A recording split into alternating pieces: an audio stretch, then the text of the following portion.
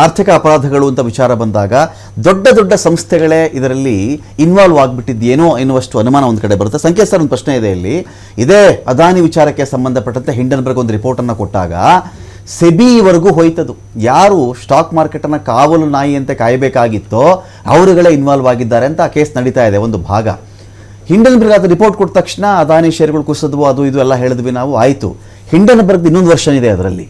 ಏನಂತ ಹೇಳಿದ್ರೆ, ಈ ಥರ ಒಂದು ರಿಪೋರ್ಟ್ ಕೊಟ್ಟಿದ್ದವ್ರು ಎಷ್ಟು ನಿಜವೋ, ಅದೆಷ್ಟು ಸತ್ಯ ಅದರಲ್ಲಿತ್ತೋ, ಅಟ್ ದ ಸೇಮ್ ಟೈಮ್ ಅವರು ಈ ಥರದ್ದು ರಿಪೋರ್ಟ್ ಬಂದ ಮೇಲೆ ಶೇರ್ ಮಾರ್ಕೆಟ್ ಅಲ್ಲೋಲ ಕಲ್ಲೋಲ ಆಗುತ್ತೆ, ಅದರಿಂದ ನಾವು ಲಾಭ ಮಾಡ್ಕೊಳ್ಬಹುದು ಅಂತೇಳಿ ಅದರಲ್ಲಿ ಇನ್ವೆಸ್ಟ್ ಮಾಡಿ ಅವ್ರು ಲಾಭ ಮಾಡ್ಕೊಂಡಿದ್ದು ಅಷ್ಟೇ ನಿಜ, ಮತ್ತು ಆ ಕಂಪ್ನಿಯನ್ನು ಕ್ಲೋಸ್ ಮಾಡಿದ್ದು ಅಷ್ಟೇ ನಿಜ. ಸೊ ಒಂದು ಇಡೀ ವ್ಯವಸ್ಥೆಯಲ್ಲಿ ಅಂದಾಜಿಗೆ ನಮ್ಮ ದೇಶದಲ್ಲಿ ಒಬ್ಬ ದಕ್ಷಿಣ ಭಾರತೀಯ ಪ್ರತಿ ವರ್ಷ ಷೇರು ಮಾರುಕಟ್ಟೆಯಲ್ಲಿ 1,70,000ಕ್ಕಿಂತ ಮಿಗಿಲಾಗಿರ್ತಕ್ಕಂಥ ಹಣ ಪ್ರತಿ ವರ್ಷ ಒಬ್ಬ ಕಳ್ಕೊಳ್ತಾ ಇದ್ದಾನೆ.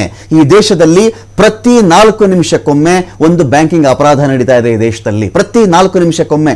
ನಮ್ಮ ಕಾರಣದಲ್ಲಿ ಒಬ್ಬ ಮೋದಿ, ನೀರವ್ ಮೋದಿ, ಒಬ್ಬ ಚೋಕ್ಸಿ, ಒಬ್ಬ ಮಲ್ಯ, ಇದೊಂದು ಇದು ಕಾಣಿಸ್ತಿದೆ ಅಷ್ಟೇ. ಪ್ರತಿ 4 ನಿಮಿಷಕ್ಕೊಮ್ಮೆ ಈ ದೇಶದಲ್ಲಿ ಒಂದು ಬ್ಯಾಂಕಿಂಗ್ ಅಪರಾಧ ಆಗುತ್ತೆ ಸರ್. ಬ್ಯಾಂಕ್ ಸ್ಟಾಫ್ ಇನ್ವಾಲ್ವ್ ಆಗಿದ್ದಾನೋ, ಯಾರೋ ಬ್ಯಾಂಕಿಗೆ ಮೋಸ ಮಾಡ್ತಾನೋ, ಅಥವಾ ಇನ್ಯಾರೋ ಇನ್ವಾಲ್ವ್ ಆಗಿದ್ದಾರೋ, ಮೋಸ ಆಗ್ತಿರೋದು ನಿಜ. ಒಂದು ಕನ್ಕ್ಲೂಷನ್ ಬರತಕ್ಕಂಥ ವಿಚಾರದಲ್ಲಿ, ಇಂಥ ಅಪರಾಧಗಳ ವಿಚಾರದಲ್ಲಿ ಆಗಲೇ ಇಲ್ವಲ್ಲ ಇಲ್ಲಿವರೆಗೂ ಈ ಮೋಸಗಳು ಅಂತ ನನ್ನ ಪಾಯಿಂಟ್ ಸರ್. ಈ ಎಕನಾಮಿಕ್ ಅಫೆನ್ಸ್ಗೆ ಸಂಬಂಧಪಟ್ಟಂಗೆ ಮಾತನಾಡೋದಾದ್ರೆ ಅಥವಾ ಸೈಬರ್ ಕ್ರೈಮ್ಗೆ ಸಂಬಂಧಪಟ್ಟಂತ ಮಾತನಾಡೋದಾದ್ರೆ ಪ್ರತಿದಿನ ಅಪರಾಧಗಳು ನಡೀತಾ ಇದ್ದಾವೆ.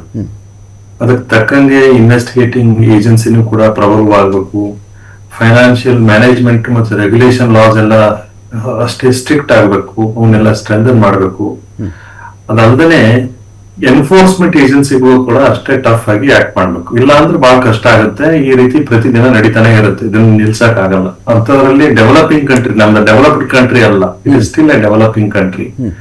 ಈ ಡೆವಲಪಿಂಗ್ ಕಂಟ್ರಿದಲ್ಲಿ ಒಂದ್ಸಲ ಎಕಾನಮಿ ಶೇಕ್ ಆಯ್ತು ಅಂತಂದ್ರೆ, ಡಿಸ್ಟೇಬಲ್ ಆಯ್ತು ಅಂತಂದ್ರೆ ಅದನ್ನ ಸುಧಾರಿಸೋದು ಬಹಳ ಕಷ್ಟ ಆಗ್ಬಿಡುತ್ತೆ. ಈ ಹಾವು ಏಣಿ ಆಟ ಇದ್ದಂಗೆ.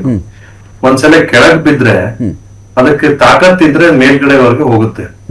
ಅಕಸ್ಮಾತ್ ಅದ್ರದ್ದು ಆ ಶಕ್ತಿ ಇರದೇ ಇದ್ರೆ ಬಹಳ ಕಷ್ಟ ಆಗುತ್ತೆ. ಮೇಲ್ಗಡೆ ವಾಪಸ್ ಅದನ್ನ ಚೇತರಿಸ್ಕೊಳ್ಳೋದು ಕಷ್ಟ ಆಗ್ಬಿಡುತ್ತೆ ಎಕಾನಮಿಕ್ ಸಂಬಂಧಪಟ್ಟಂಗೆ. ಮತ್ತೆ ಎರಡನೇ ವಿಚಾರ, ಈಗ ಈ ಆಕ್ಟಿಗೆ ಸಂಬಂಧಪಟ್ಟಂಗೆ ನಾವು ಮಾತನಾಡೋದಾಗಿದ್ರೆ ಫ್ಯೂಜಿಟಿವ್ ಎಕನಾಮಿಕ್ ಅಫೆಂಡರ್ಸ್ ಬಿಲ್ ಅಂತ ಏನ್ ತಗೊಂಡ್ ಬಂದಿದ್ದಾರೆ, it will be shortly converted to an act ಆಗ್ಬಿಡುತ್ತದು, ಪಾಸ್ ಆಗ್ಬಿಡುತ್ತೆ. ಇದರಲ್ಲಿ ಮಿನಿಮಮ್ ಕ್ಯಾಪ್ ಇಟ್ಟಿರೋದು 100 crores. 100 crores ಅಂಡ್ ಅಬೋದಲ್ಲಿ ಇರುವಂತ ಜನ ಬಹಳ ಬೆರಳಿಕೆ ಅಷ್ಟು ಮಾತ್ರ. ಅವ್ರದ್ದು ಈಗಾಗಲೇ ಅಸೆಟ್ಸ್ ಮತ್ತೊಂದು ಎಲ್ಲ ಅಟ್ಯಾಚ್ಮೆಂಟ್ ಆಗ್ಬಿಟ್ಟಿದೆ PMLA ಇಲ್ಲಿ. PMLA ಈಗಾಗಲೇ ಅಟ್ಯಾಚ್ ಆದಾಗ ಅದೇ ಪ್ರಾಪರ್ಟಿನ ಮತ್ತೊಂದ್ ಕಡೆ ಅಟ್ಯಾಚ್ ಮಾಡಕ್ ಬರಲ್ಲ. Over lapping of the provisions ಬರುತ್ತೆ, ಅದರಲ್ಲಿ ಡಿಫಿಕಲ್ಟಿ ಬರುತ್ತೆ. ಅಂದ್ರೆ ಸುಮ್ನೆ ಹೆಸರಿಗೆ ಮಾತ್ರ ಕಣ್ಣು ಒರೆಸೋ ತಂತ್ರ ಇದು ಅಂತ ಒಮ್ಮೆ ಅನ್ಸುತ್ತೆ. ಎರಡನೇದು 100 crores ಕಡಿಮೆ ಇದ್ದವರು ನನಗನ್ಸಿದ ಮಟ್ಟಿಗೆ ಈ ದೊಡ್ಡ ಊರಲ್ಲೇ ಪ್ರತಿ ಬೀದಿಗೆ ಒಬ್ರು ಸಿಗ್ತಾರೆ. ಇದನ್ನ ಇಷ್ಟೆಲ್ಲ ಮಾಡಿ ಬೇರೆ ದೇಶಕ್ಕೆ ಹೋದ 5-6 ಜನ ಆಗ್ಬಿಡ್ತಾರೆ. ಹೌದು, ಅವ್ರನ್ನೆಲ್ಲ ನೀವು ಆರಾಮಾಗಿ ಬಿಟ್ಬಿಟ್ರಿ. ಎಲ್ಲೋ ಒಬ್ಬರನ್ನ ನೀವು ದೊಡ್ಡವ್ರ ಮಾತ್ರ ನೀವು ಬೆನ್ನತ್ತೀರಿ. ಈ ಸಣ್ಣ ಸಣ್ಣ ಕುಳಗಳು ಏನಿದಾವೆ, ತಿಗಣೆಗಳು ನಾವೇನಂತೀವಿ, ಅಥವಾ ಇವ್ರು ತಪ್ಪಿಸ್ಕೊಂಡು ಯಾರು ಹೋಗಿರ್ತಾರೆ ಅವ್ರನ್ನೆಲ್ಲ ಬಿಟ್ಬಿಡ್ತೀವಿ. ಅದರಿಂದ ಏನೇನಾಗುತ್ತೆ ಅನ್ನೋದು ಹೇಳ್ತೀನಿ ನೋಡಿ. ಒಂದು, ಈ ಪೊಟೆನ್ಶಿಯಲ್ ವೈಲೇಷನ್ ಆಗ್ತಾ ಹೋಗುತ್ತೆ. ಏನಂದ್ರೆ ಎಕನಾಮಿಕ್ ವೈಲೇಷನ್ಸ್ ಕಂಟಿನ್ಯೂ ಆಗ್ತಾ ಹೋಗುತ್ತೆ. ಅವರು 100 crores ತಲುಪಲ್ಲ, 100ಕ್ಕಿಂತ ಕಡಿಮೆ ಮಾಡಿ ಹೋಗ್ತಾ ಇರ್ತಾರೆ. 100 ಟಾರ್ಗೆಟ್ ಮುಟ್ಟಲ್ಲ ಅವ್ರು, ಅದಕ್ಕಿಂತ ಕಡಿಮೆ ಮಾಡೋದು ದೇಶ ಬಿಟ್ಟು ಹೋಗೋದು. ಅವ್ರಿಗೊಂದು ಎಕ್ಸೆಂಪ್ಷನ್ ಸಿಕ್ಬಿಡುತ್ತೆ ಅಂತ ಹೇಳ್ಬಿಟ್ಟು ಇದು ಒಂದು. ಈಗಾಗಲೇ ಹೋದವ್ರಿಗೂ ಒಂದು ಪ್ರೊಟೆಕ್ಷನ್ ಆಗುತ್ತೆ. ಎರಡನೇದು, ಈ ಪ್ರೊಸೀಡ್ಸ್ ಏನ್ ಮಾಡ್ತಾರೆ, ಯಾವ ರೀತಿ ಉಪಯೋಗ ಮಾಡ್ತಾರೆ ಅನ್ನೋದ್ರ ಬಗ್ಗೆ ಕೂಡ ಅದರಲ್ಲಿ ಕಾನೂನಲ್ಲಿ ಯಾವುದೇ ಕ್ಲಾರಿಟಿ ಇಲ್ಲ, ಸ್ಪಷ್ಟತೆ ಇಲ್ಲ. ಸೇಫ್ ಗಾರ್ಡ್ಸ್ ಬಗ್ಗೆ ಏನಾರ ಅಬ್ಯೂಸ್ ಆಯ್ತು ಅಂತಂದ್ರೆ ಅದರ ಸೇಫ್ ಗಾರ್ಡ್ಸ್ ಬಗ್ಗೆ ಕೂಡ ಆಕ್ಟ್ ನಲ್ಲಿ ಕ್ಲಾರಿಟಿ ಇಲ್ಲ, ಅಂದ್ರೆ ಬಿಲ್ ನಲ್ಲಿ ಕ್ಲಾರಿಟಿ ಇಲ್ಲ. ಯಾವ ರೀತಿ ಇಂಪ್ಲಿಮೆಂಟ್ ಮಾಡ್ತೇವೆ, ಯಾವ ಏಜೆನ್ಸಿ ಮುಖಾಂತರ ಇಂಪ್ಲಿಮೆಂಟ್ ಮಾಡ್ತೇವೆ. ಈಗಾಗಲೇ ಅದನ್ನ ಬೇರೆ ಏಜೆನ್ಸಿ ಅದನ್ನ ಅಟ್ಯಾಚ್ ಮಾಡಿತ್ತು ಅಂದ್ರೆ, ಅಥವಾ ಅದನ್ನ ರಿಕವರ್ ಮಾಡ್ತಾ ಇತ್ತು ಅಂದ್ರೆ, ಅದನ್ನ ಯಾವ ರೀತಿ ಮುಂದೆ ಅದನ್ನ ಬರೀ ಡಿಕ್ಲೇರ್ ಮಾಡಿದ್ರೆ ಸಾಲದು. ಫ್ಯೂಜಿಟಿವ್ ಅಫೆಂಡರ್ ಅಂತ ಬರೀ ಡಿಕ್ಲೇರ್ ಮಾಡಿದ್ರೆ ಸಾಲದು.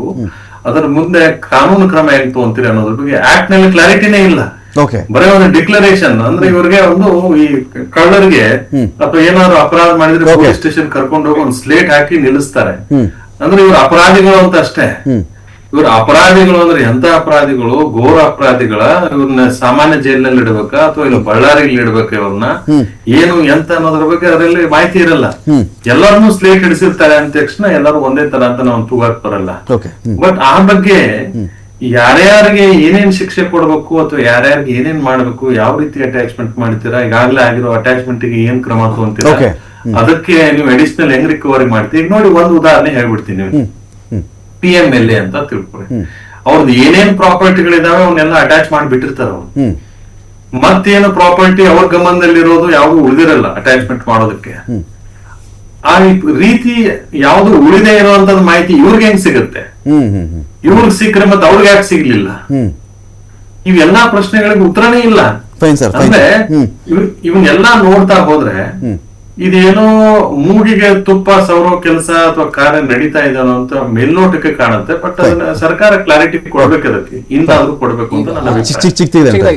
ಮತ್ತೆ ಎರಡನೇದು ಕಾಮನ್ ಮ್ಯಾನ್ ಮೇಲೆ ಯಾವ ರೀತಿ ದಿವಾಳಿ ಆಗಿದಾವಲ್ಲ, ಬ್ಯಾಂಕ್ಗಳ ದಿವಾಳಿ ಆದಾಗ ಏನ್ ಮಾಡ್ಬಿಡ್ತು, ಸಿಂಡಿಕೇಟ್ ಬ್ಯಾಂಕು, ಕಾರ್ಪೊರೇಷನ್ ಬ್ಯಾಂಕು, ಈ ವಿಜಯ ಬ್ಯಾಂಕ್ ನ ಬ್ಯಾಂಕ್ ಆಫ್ ಬರೋಡಾ ಮರ್ಜ್ ಮಾಡ್ಬಿಟ್ಟು ದಿವಾಳಿ ಆದ ಬ್ಯಾಂಕ್ಗಳನ್ನ ಕಾಪಾಡೋದು ಈ ರೀತಿ. ಬೇರೆ ಬ್ಯಾಂಕ್ಗಳು ಯಾವ ಚೆನ್ನಾಗಿ ಲಾಭದಾಯಕವಾಗಿರ್ತದೆ ಅದನ್ನ ಮರ್ಜ್ ಮಾಡ್ಬಿಡುವಂಥದ್ದು.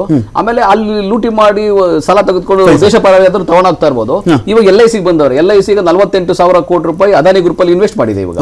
ಅದು ದೇಶದ ನಾಗರಿಕರ ಭದ್ರತೆಯಂತಹ ಹಣವನ್ನ ಅವ್ರಿಗೆ ಅದು ದಿವಾಳಿ ಆದಾಗ ಯಾರು ಹೊಣೆಗಾರಿಕೆ, ಈ ತರ ಪರಿಸ್ಥಿತಿ. ಇದು ಬಹಳಷ್ಟು ವಿಚಾರಗಳಿದೆ ಇದರಲ್ಲಿ. ರತನ್, ಖಂಡಿತ ಡಿಬೇಟ್ ಖಂಡಿತ ಮಾಡ್ತೀನಿ, ಸಮಯಾವಕಾಶ ಇಲ್ಲ ನನಗೆ. ಅವ್ಯವಸ್ಥೆಯನ್ನ ಸರಿ ಮಾಡುವಂತ thank you Krishnaraju sir, thank you Nataraj ಗೌಡ್ರೆ, ಥ್ಯಾಂಕ್ ಯು ರತನ್. ಸಾಕಷ್ಟು ವಿಷಯಗಳ ಬಗ್ಗೆ ಮಾತಾಡಿದ್ದೀರಿ. ದೇಶದ ಹಣ ಯಾವ ಸರ್ಕಾರದ ಅವಧಿಯಲ್ಲಾದರೂ ಆಗಿರಲಿ, BJP ಕಾಂಗ್ರೆಸ್ ಅಂತಲ್ಲ, ದೇಶದ ಹಣ, ಜನಗಳ ಹಣ, ಆದಷ್ಟು ಬೇಗ ಅದು ವಾಪಸ್ ಬರಬೇಕು. ಅದರಿಂದ ದೇಶಕ್ಕೆ ಹೆಲ್ಪ್ ಆಗಬೇಕು. ಬರೀ ಅವ್ರನ್ನ ಬ್ರ್ಯಾಂಡ್ ಮಾಡೋದು ಕಳ್ಳ, ಮಹಾಕಳ್ಳ, ದೇಶಭ್ರಷ್ಟ, ದೇಶದ್ರೋಹಿ ಇವುಗಳು ಮಾತ್ರವೇ ನಮ್ಮ ಹಣನ ವಾಪಸ್ ತರಲ್ಲ. ಹಣ ವಾಪಸ್ ತರೋ ನಿಟ್ಟಿನಲ್ಲಿ ಅವ್ರನ್ನ ವಾಪಸ್ ಕರ್ಕೊಂಡು ಬನ್ನಿ ಅಂತ ಹೇಳ್ತಾ ಡಿಬೇಟ್ ಮುಗಿಸ್ತಾ ಇದ್ದೀನಿ. ನಮಸ್ಕಾರ.